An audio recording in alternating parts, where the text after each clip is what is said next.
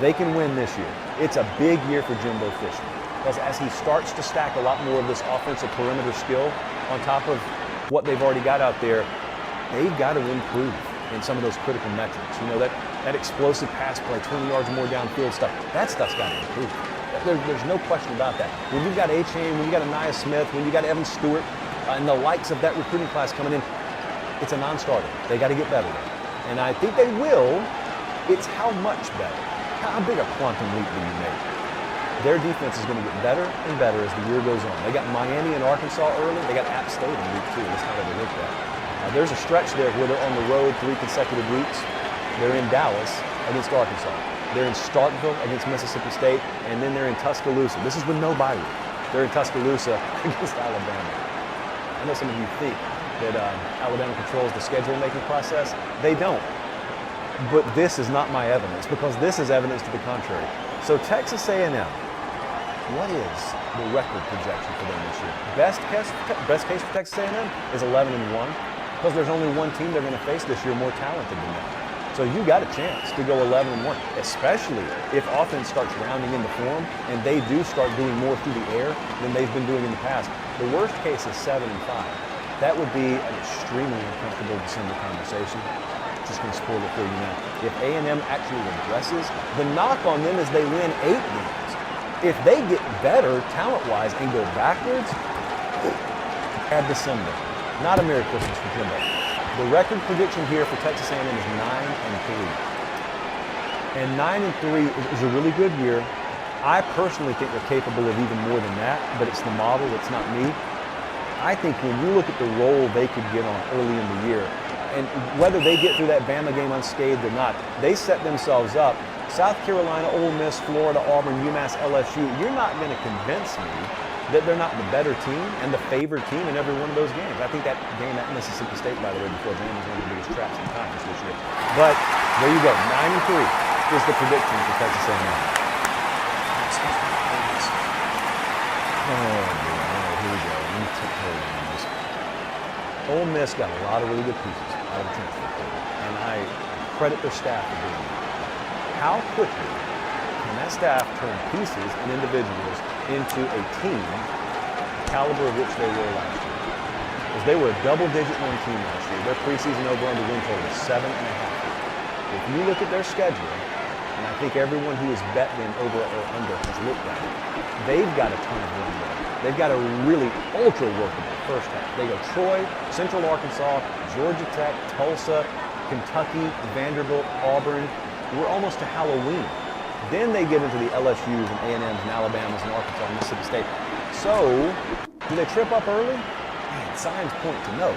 We've got an underbet on Ole Miss at 7.5. And I think Zach Evans is going to be a monster at running back for them. I have no doubt about him. I think he's going to be one of the premier backs in the country this year. I question whether they have anything close at quarterback to what they need to have this year. And then the second part is it is very hard to quantify how long it takes for all those transfer portal pieces to coalesce. If it happens immediately, you end up being what Michigan State was last year. But there are going to be some other cautionary tales in this new portal era that we're in. And I never know when it's coming. But I think if there is a wobbly power in the West this year, my personal feeling has been that it's going to be Ole Miss. Now, here's what the model is. So that's me personally. Let's take a look at the model is. Best case is 9-3. The worst case it spat out was 5-7. But see, it's kind of in line with me. Thank you, model. The model spits out 6-6 as the most likely record projection. In fact, I may be higher on Ole Miss than the model. I may go 7-5 for it. So shame on the model. I'm here to defend you against the model. I just think things are going to get real very fast come mid-October. And if they're not what you hope they are, and if they are what I think they are, it's going to be tough to find a win on the back half of that schedule. Who knows? Crazy things have happened. I'd say anytime. Alabama is the overwhelming favorite to win this division. This is not a rebuilding year anymore. That's the good news. So you get peak Bama this year. You may end up getting the best version of them we've seen under Nick Saban. It's going to be the best pass rush you've seen in the Nick Saban era. You've got a returning Heisman quarterback They are emerging very quickly at wide receiver. Trayshawn Holden, I think a lot of those young guys whose names you don't know yet, you will know probably by the middle point of the season. Offensive line figured to be a huge concern for them. I don't think so. I think Tyler Steen coming in at left tackle, and then J.C. Latham getting that time to develop and being plugged in now at right tackle, they feel good. And I feel good because they feel good about where they're at. The strategy against Bama, if you didn't know any better, is we're just running ball. Okay. Well, DJ Dale and Byron Young, Justin Boyd, those are the three guys that probably started the defensive line. Senior. You're used to being able to run the ball on them because you're used to having a bunch of kids start up front. Not this year. So it's really interesting to see what they do in defensive line recruiting going forward. But for the here and now, there's not much of a weakness on this team.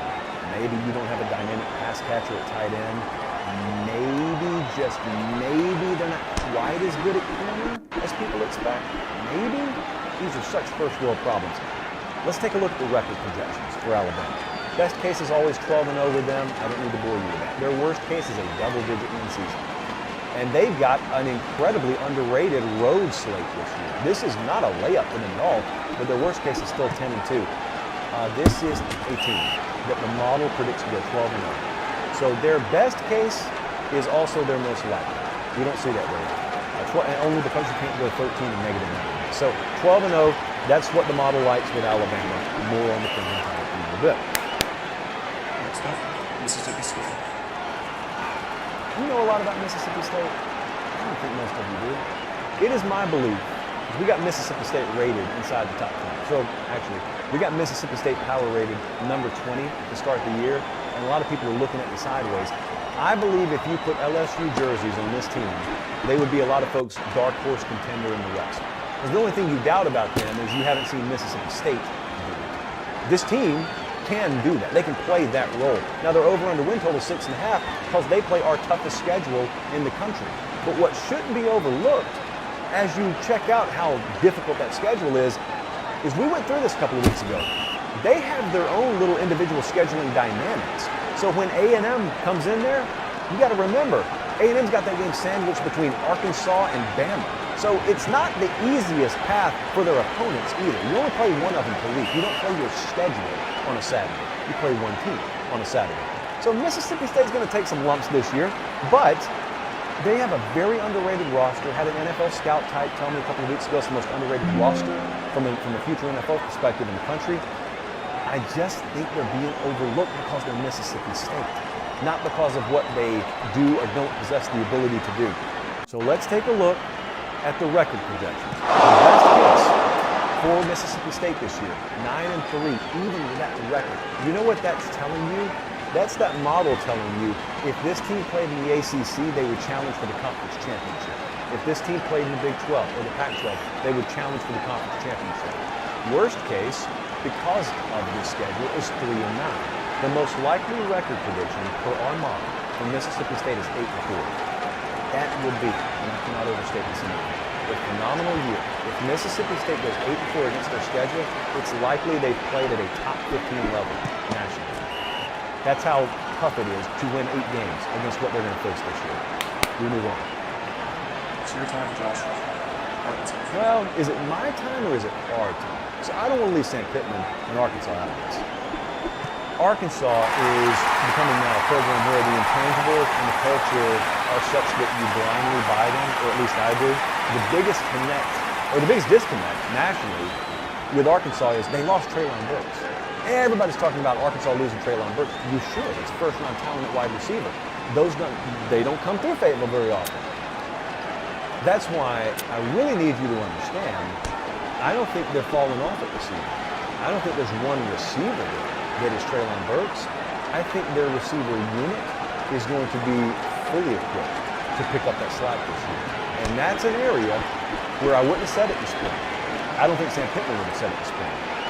I think Kendall Briles, being this the first time he's ever had a returning quarterback, has a lot to work with still. They have a lot of improvement still to be had in their passing game.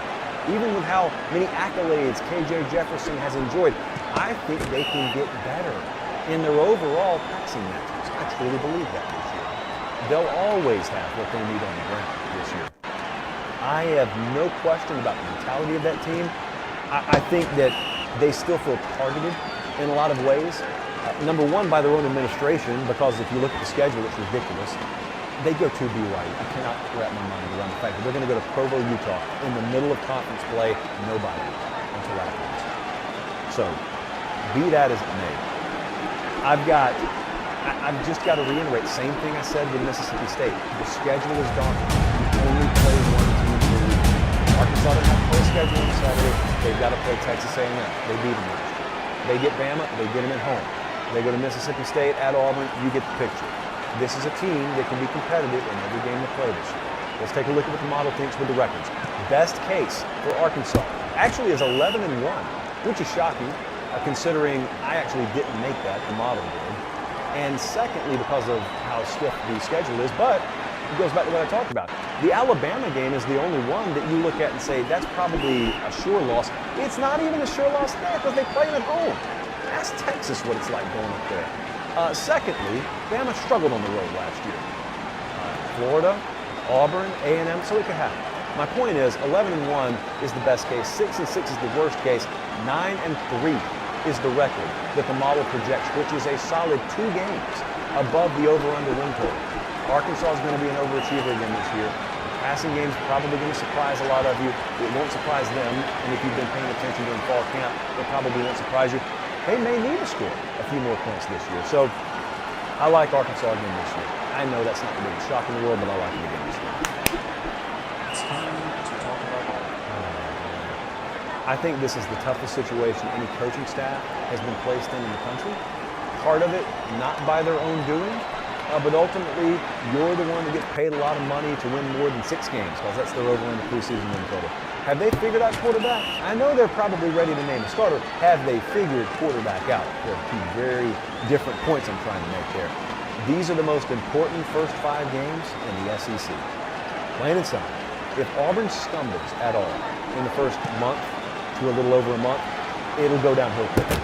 I think they got to beat Penn State at home. I think they got to beat Missouri at home. I think they need to be no worse than 4-1, and more than likely need to be 5-0 coming out of that October 1st date against LSU. You got to build up as much steam as you can, because they go uphill really, really quick. And I don't know if their propeller's big enough to push it after that. But there is a great big intangible with this team that I don't want you to ignore. They feel like they got targeted. They felt wronged. They felt like when that group came after their head coach, they also came after folks on that team. You only get one chance to play college football. And a lot of folks, not a lot, some folks around that program tried to snatch the rug out from under players on that team, not just the staff. The players were the ones who were having to deal with it too.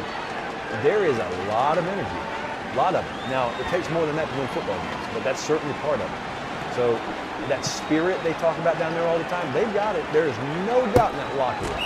They've got all that. They still got to have players who are good enough to win football games. And that's the great unknown with Auburn. Let's take a look at what the model says. Best case for Auburn, 8-4. Worst case, bottom falls out, probably staff overturn, 3-9. The prediction is 7-5 here. So that hits the over on the win total. I think it's good enough to buy Harsin and his staff another year. 7 wins would be, while not what their expectation level is down there, it would be a really good year, given what the circumstances have been off the field. Let's wrap with LSU. Yeah, let's do that. Is LSU in a rebuilding year? Let me just throw that out. So Brian Kelly has got his new staff down there. LSU does not do rebuilding, especially not with a talent roster. They may have the best receiver stable in the SEC. They got multiple quarterbacks down there that they think they can roll with. So you probably can accomplish both. Let's play to win this year, but we're also rebuilding. We're just retooling on the fly. When you've got the wide receiver room they have, when you've got the potential at quarterback they have, you've got a shot. Most every week you play. Bama comes in there this year. So their biggest test is not going to come in week 1 or 2. I think in week 3, you need to be very careful, because there is some fun momentum down there right now with their secondary. And I am telling you as plainly as I can from people who would know that you need to take a cautionary approach for LSU, especially at corner this year. because I'm not so sure that they're built to go up against the best passing attacks in this league. One of them you're going to face against Mississippi State. You're going to get one against Tennessee. You're going to get one against Ole Miss. You're going to get the best against Alabama. You'll find out there.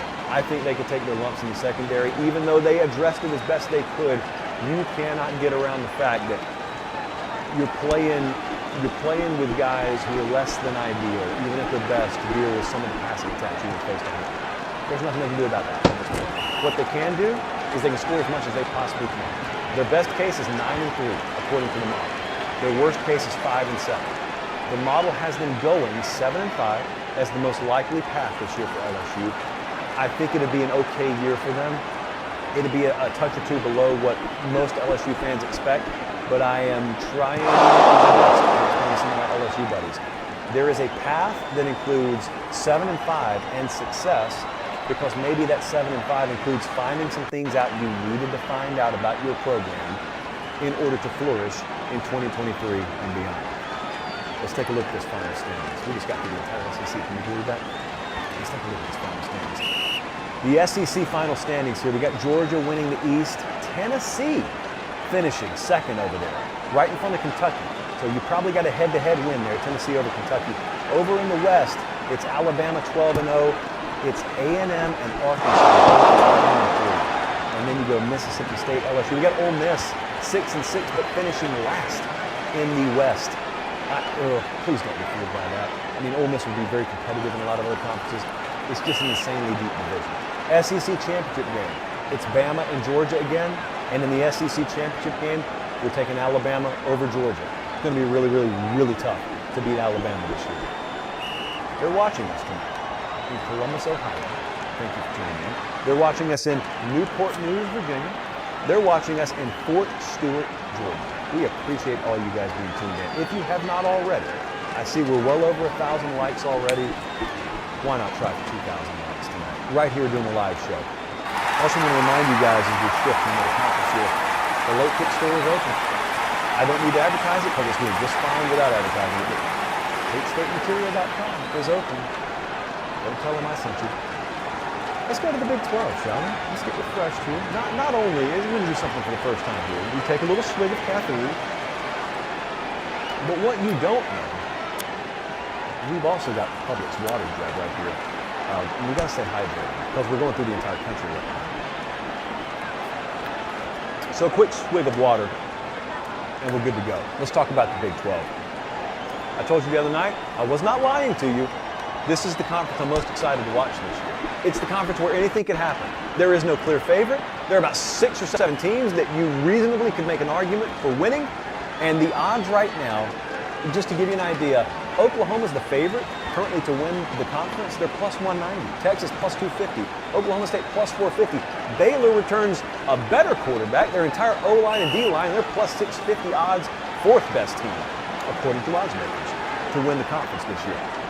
So let's talk about this conference. Let's talk about a few teams, then I'll show you how we think the whole thing's going to shake out. Talk about Baylor. Yeah, I'll talk about that. You don't need to tell me twice. Preview Magazine Culture is going to...